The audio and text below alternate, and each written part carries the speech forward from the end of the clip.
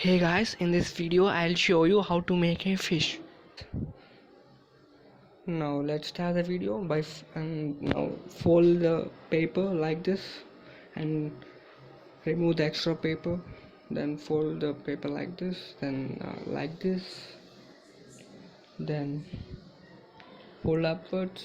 Now right side, left side, upwards,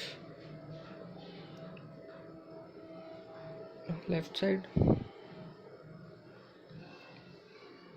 then fold the paper upwards, then downwards,